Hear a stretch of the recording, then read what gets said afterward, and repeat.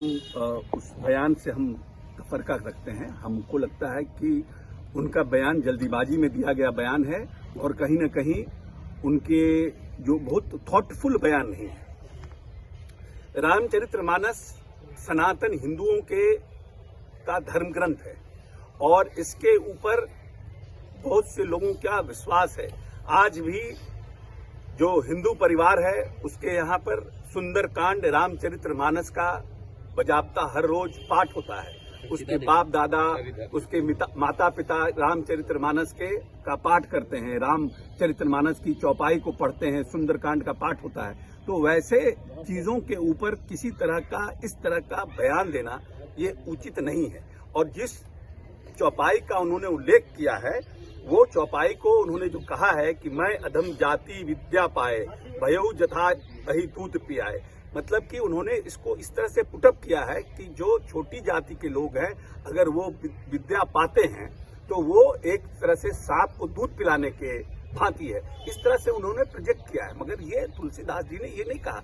ये कहीं न कहीं किसी उदाहरण का किसी न किसी चौपाई को उन्होंने जो पुटअप किया है वो दूसरे तरह का है। वो पंक्ति काक भुसुंडी जी का है। संदर्भ यह है कि वह अपने शैव गुरु के पास शिक्षा लेने गए थे। तब गुरु ने कहा था कि शिव राम के भक्त हैं।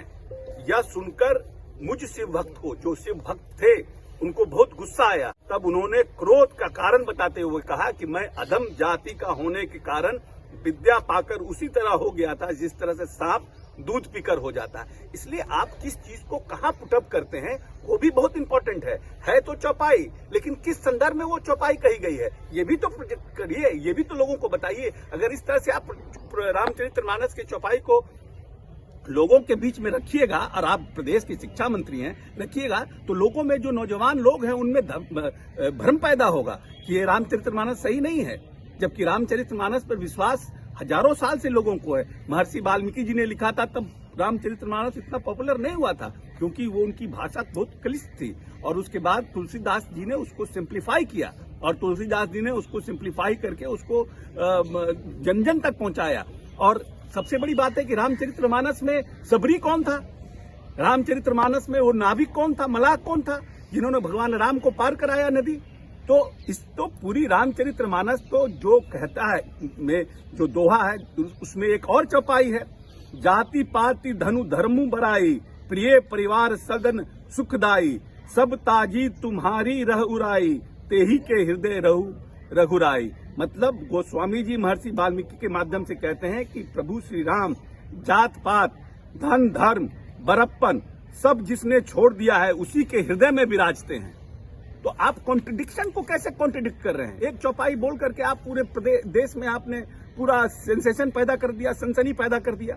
10 लोग आपको खिलाफ में आपके बोल रहे हैं और इससे महागठबंधन के लोगों के बारे में एक भ्रम पैदा हो रहा है कि हम लोग जो है हिंदू और रामचरितमानस विरोधी हैं। हम लोग क्यों हम तो को एग्जिस्टेंस की बात करते हैं कि हम साथ में मिल करके रहें, साथ में मिल करके जाएं। तो इस तरह की भाषा और इस तरह की बात को, बयानबाजी को बंद करना चाहिए। तो माफी नहीं मांगेंगे, हम बोल रहे हैं माफी नहीं मांगेंगे। नहीं, माफी नहीं मांगेंगे वो अलग बात है, क्योंकि आरजेडी ने तो अब राजजेडी के जो प्रवक्ता उन्होंने तो साफ साफ कह दिया है कि ये उनका निजी मामला है। तो अब निजी मामले में, लेकिन हम तो उनका निजी मामले को भी कंटेम्प्ट करते हैं। पूरा बहुजन भगवान श्री राम चरितमानस पर विश्वास करता है और उसके रामचरितमानस के प्रति अपना श्रद्धा रखता है। अयोध्या के एक संत ने जीव काटने की बात कही है, कई सेलिब्रिटी ने इस बयान पर बधाई जताई है। क्या लगता है बीजेपी ये भी एक्सट्रीम है। This is also one of the extreme कि हम जीव काट लेंगे। हम ये भी जिस तरह से ये पहलवानी कर रहे हैं उसे अगला भी पहलवानी कर रहा है। इससे किसको फायदा होगा? इससे किसको फायदा होगा? जो लोग सेंसेबल हैं, जो लोग सेंसिटिव हैं, जो लोग जानते हैं कि हमें राजनीति करना है, हमें किस सेक्टर को क्या नाम है नर्स करना है, तो आप जो धर्म की राजनीति करके इस देश को बंटवारा करके धर्म के नाम पर और राजनीति करना चाहते हैं, उसको तो इस तरह के बयान से और ताकत मिलेगी ना। क्या बीजेपी प्रोपेगेंडा फैला रही है?